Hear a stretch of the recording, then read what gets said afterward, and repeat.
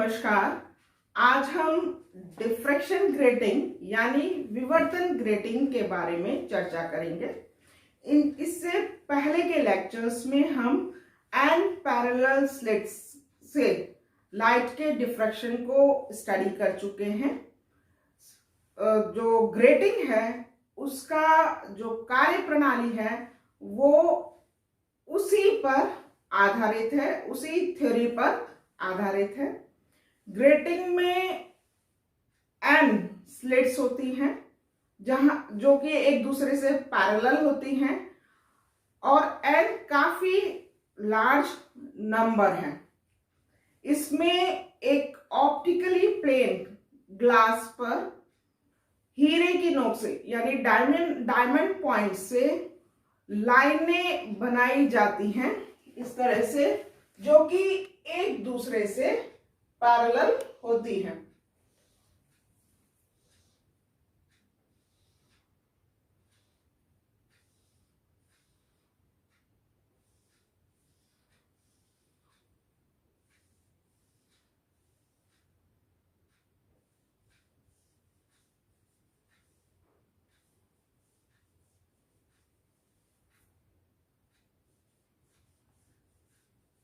तो ये लाइनें काफी ज्यादा होती है, बहुत लार्ज नंबर होता है, लगभग 10,000 से लेके 15,000 लाइंस पर इंच बनाई जाती हैं।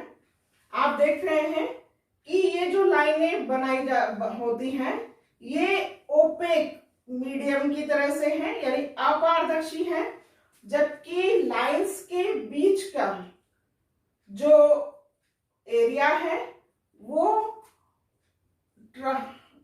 पारदर्शी है। मतलब ये ट्रांसपेरेंट है, लाइंस के बीच का जो रीजन है वो ट्रांसपेरेंट है और लाइंस ओपेक हैं। तो ये जो ट्रांसपेरेंट रीजन है, ये वाला रीजन जो लाइंस के बीच का रीजन है, ये स्लिट्स की तरह से कार्य करता है और लाइन की जो चौड़ाई है ये स्लिट्स के बीच की दूरी की तरह से काम करती है। तो ये जो लाइंस के बीच की दूरी है वो तो E, जो कि हम पहले सिंबल ले चुके हैं, स्लिट की चौड़ाई है, और जो ये ब्लैक ओपेक रीजन है उसकी चौड़ाई स्लिट्स के बीच की चौड़ाई है, जिसे हमने B से डिनोट किया है, E+B। ग्रेटिंग एलिमेंट यानी ग्रेटिंग अंतराल कहलाता है, grating element.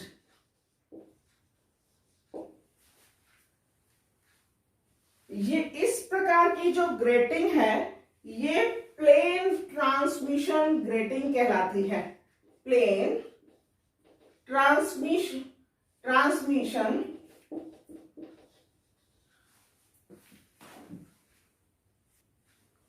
Grating, plane transmission grating यानी समतल पारगमन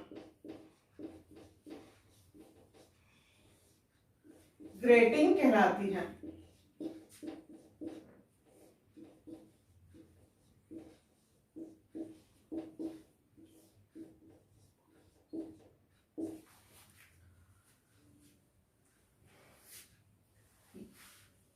यदि जो प्लेन ग्लास है जिस पर लाइंस बनाई हुई हैं उसका एक सरफेस यदि आप सिल्वर कर लें यानी रजतित कर लें तो इस तरह की जो ग्रेटिंग होगी वो प्लेन रिफ्लेक्शन ग्रेटिंग कहलाती है। प्लेन रिफ्लेक्शन ग्रेटिंग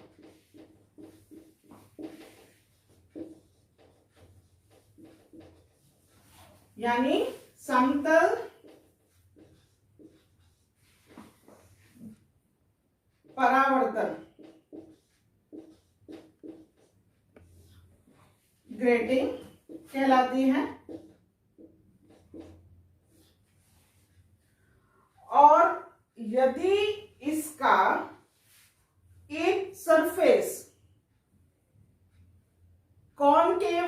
यानी अवतल हो तो ये अवतल परावर्तन ग्रेटिंग या कॉनकेव रिफ्लेक्शन ग्रेटिंग कहलाती है। यदि जो सिरा है, एक सिरा, वो सिरा नहीं सॉरी एक सरफेस यानी एक तल यदि कॉनकेव हो यानी कि अवतल हो तो ये अवतल परावर्तन ग्रेटिंग या कॉनकेव रिफ्लेक्शन ग्रेटिंग कहलाती है। एक्चुअली ये ग्रेटिंग जैसा हमने बात की कि हीरे की नोक से ऑप्टिकली प्लेन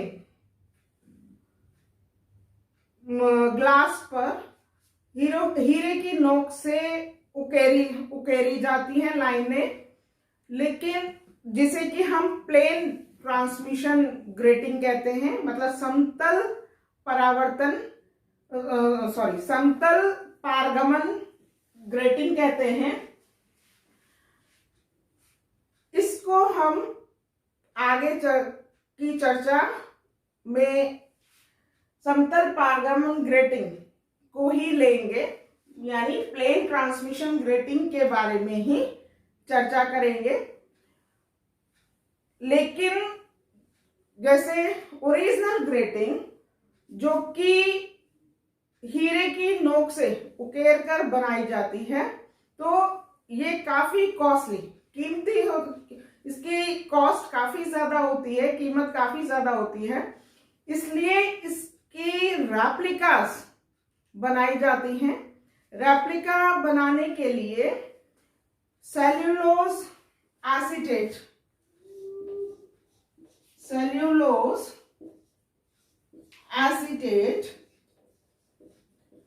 के घोल को इस पर डालकर एक लेयर बनाई जाती है। उसके सूखने के बाद उस लेयर को हटा लिया जाता है ग्रेटिंग पर से, और फिर दो कांच की प्लेट्स के बीच में उसको रखा जाता है और चारों तरफ से सील कर दी जाती है। लैब्स में जो हम यूज करते हैं वो यही ग्रेटिंग होती है। अब हम ग्रेटिंग को थोड़ा सा डिटेल में पढ़ते हैं। प्लेन ट्रांसमिशन ग्रेटिंग को ही लेंगे हम, जैसे अभी हमने चर्चा की थी। तो प्लेन ट्रांसमिशन ग्रेटिंग ये है प्लेन ट्रांसमिशन ग्रेटिंग।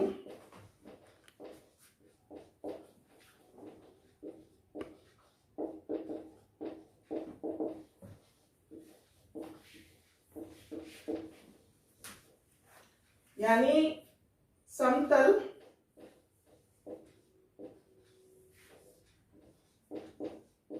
पारगमन ग्रेटिंग।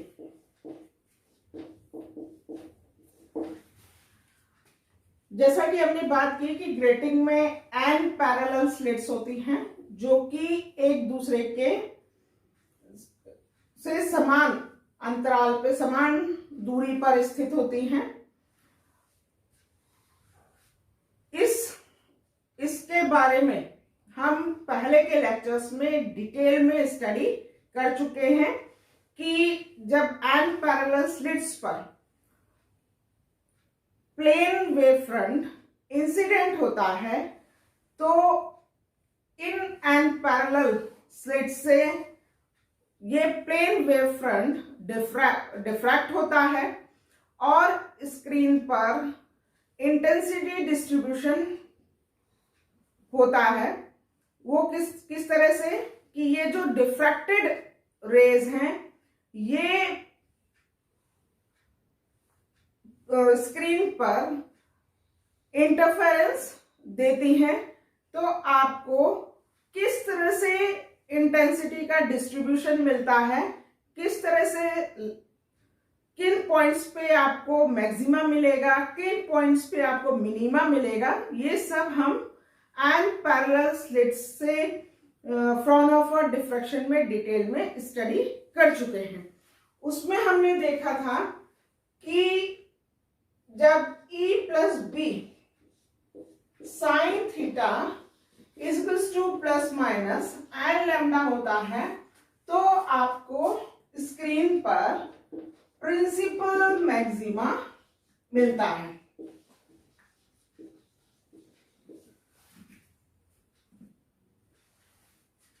तो और जब E sin theta is equals to E sin theta नहीं, sorry, n E plus b sine theta is equals to plus minus m lambda, यानी E plus b sine theta is equals to plus minus m upon n lambda, जहां यहां ये जो n है वो 0, 1, 2 and so on है, m जो है वो 1, 2 and so on, n minus 1, n plus 1 and so on. ये जो कंडीशन है ये सेकेंडरी मैक्सिमा की कंडीशन होती है। तो जो हमें इंटेंसिटी जो डिस्ट्रीब्यूशन है पर्दे पर वो इस तरह से मिलता है, जहां पर ये तो प्रिंसिपल मैक्सिमा है,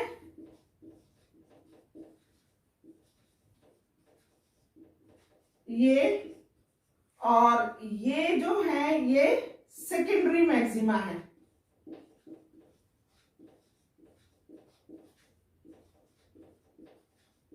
माने ये मुख्य उच्चिष्ट है और ये द्वितीय उच्चिष्ट है और ये निम्निष्ठ है, मतलब मिनिमास है। हमने ये बात की थी कि यदि कैपिटल N काफी ज्यादा है, मतलब यदि नंबर ऑफ स्लिट्स काफी ज्यादा है, तो सेकेंडरी मैक्सिमास की इंटेंसिटी, तीव्रता बहुत कम, नेग्लिजिबल होती है प्रिंसिपल मैक्सिमास के रिस्पेक्ट में। और हम देख रहे हैं ग्रेटिंग में तो बहुत ज्यादा स्लिट्स है, 10,000 से 15,000 स्लिट्स पर इंच है, तो दैट मीन्स एन बहुत लार्ज नंबर है। तो ये जो सेकेंडरी मैक्सिमास है ये लगभग इनकी इंटेंसिटी 0 है। तो आपको केवल प्रिंसिपल मैक्सिमास ही प्राप्त होते हैं, मतलब आपको एक स्पेक्ट्रल लाइन मिलेगी और फिर अंधेरा, फिर एक स्पेक्ट्रल लाइन, फिर अंधेरा, फिर एक स्पेक्ट्रल लाइन, इस तरह से आपको मिलेगा। दैट मीन्स सेकेंडरी मैक्सिमास आपको प्राप्त नहीं होते हैं, केवल प्रिंसिपल मैक्सिमास ही आपको प्राप्त होते हैं। तो आप इसमें ये देख रहे हैं पहले कि एन की जो और ये जो थीटा एंगल है क्या है, जिस एंगल पर रेज जो वेव है वो डिफ्रैक्ट हुई है, वो एंगल है थीटा। तो आप देख रहे हैं कि जो साइन थीटा किस बात पे डिपेंड कर रहा है, एक तो एन पर और लैम्डा पर। ये E plus b sine theta is equals to plus minus n lambda है। यदि n इज इक्वल्स टू 0 है तो ये 0 होगा, मतलब हर वेव के लिए जो एंगल, जो सेंट्रल, जो प्रिंसिपल मैक्सिमा है, सेंट्रल मैक्सिमा है, वो हर वेव के लिए, हर वेवलेंथ की वेव के लिए सेम होगा, क्योंकि थीटा सबके लिए सेम है। मतलब यदि व्हाइट लाइट आप इंसिडेंट कराते हैं ग्रेटिंग पे, तो हर कलर की जो वेव है वो थीटा एंगल पर डिफ्रैक्ट होकर सेंट्रल मैक्सिमा देगी। तो जैसे मान लीजिए ये एन स्लिट्स हैं और ये लाइट इंसिडेंट हो रही है, तो सारी रेस ये आपका, तो सारी रेस के लिए n इक्वल्स टू 0 होगा। यहां सभी के लिए सभी रेस डिफ्रैक्ट होकर यहां पर आपका सेंट्रल मैक्सिमा देगी। दूसरी बात, यदि n इक्वल्स टू 1 लेते हैं, n इक्वल्स टू 1 लेते हैं, तो e plus b sine theta equals to lambda है। तो e plus b sine theta equals to lambda, यानी कि अब जो है थीटा एंगल वो लैम्डा पर डिपेंड कर रहा है। मतलब जो रेज हैं जो इंसिडेंट हो रही हैं और वो डिफ्रैक्शन के बाद अलग अलग n इक्वल्स टू 1 के लिए अलग अलग वेवलेंथ की वेव के लिए थीटा एंगल अलग अलग होगा। मतलब वो अलग अलग एंगल पर डिफ्रैक्ट होंगी। n इक्वल्स टू 1 जब आप रख रहे हैं तो आप देख रहे हैं थीटा लैम्डा पर डिपेंड कर रहा है। तो हर वेव के लिए जो फर्स्ट प्रिंसिपल मैक्सिमा होगा, ये तो n इक्वल्स टू 0 वाला है, ये first principle n equals to 1 वाला जो प्रिंसिपल मैक्सिमा होगा वो हर एक के लिए थीटा एंगल अलग अलग होने के कारण अलग अलग होगा। लेकिन चूंकि लैम्डा वॉयलेट के लिए, बैंगनी के लिए सबसे कम होता है, इस कारण से जो थीटा है एंगल वो वॉयलेट के लिए कम होगा और रेड का वेवलेंथ ज्यादा होती है, इसलिए रेड के लिए थीटा एंगल ज्यादा होगा। तो यहां आपको ये जो वॉयलेट के लिए ये n और ये n इक्वल्स टू 1 दोनों तरफ, ये रेड यहां वॉयलेट, ये रेड और ये n इक्वल्स टू 1, ये n इक्वल्स टू 1 ऑर्डर का स्पेक्ट्रम होगा। यहां तो आपको यदि व्हाइट लाइट है तो यहां तो आपको श्वेत प्रकाश, श्वेत स्पेक्ट्रल लाइन मिलेगी, व्हाइट स्पेक्ट्रल लाइन मिलेगी। जबकि n इक्वल्स टू 1 उसके दोनों ओर फर्स्ट ऑर्डर में वाले स्पेक्ट्रम में आपको पहले वॉयलेट स्पेक्ट्रल लाइन मिलेगी, फिर बाकी कलर्स की होगी और एंड में रेड की। वैसे ही इसके इस तरफ सबसे पहले वॉयलेट स्पेक्ट्रल लाइन मिलेगी, फिर दूसरी कलर्स की और फिर रेड स्पेक्ट्रल लाइन मिलेगी। वैसे ही आप n इक्वल्स टू 2 करें तो यहां पर भी n इक्वल्स टू 2 रखने पर आपको सेकेंड ऑर्डर के प्रिंसिपल मैक्सिमास मिलेंगे अलग अलग वेवलेंथ के लिए। तो सबसे पहले वही स्थिति वॉयलेट की मिलेगी और फिर रेड का। तो वैसे ही ये पहले वॉयलेट का और फिर दूसरे कलर्स और फिर रेड, ये n इक्वल्स टू 2। बिल्कुल वैसे ही वी आर और ये n इक्वल्स टू 2। तो इस तरह से आपको जब आप ग्रेटिंग यहाँ रखते हैं और उस पर लाइट, व्हाइट लाइट इंसिडेंट कराते हैं, तो इस तरह से डिफरेंट ऑर्डर के का स्पेक्ट्रम आपको प्राप्त होता है। नेक्स्ट वीडियो में हम ग्रेटिंग के ही स्पेक्ट्रम को और डिटेल में स्टडी करेंगे। धन्यवाद।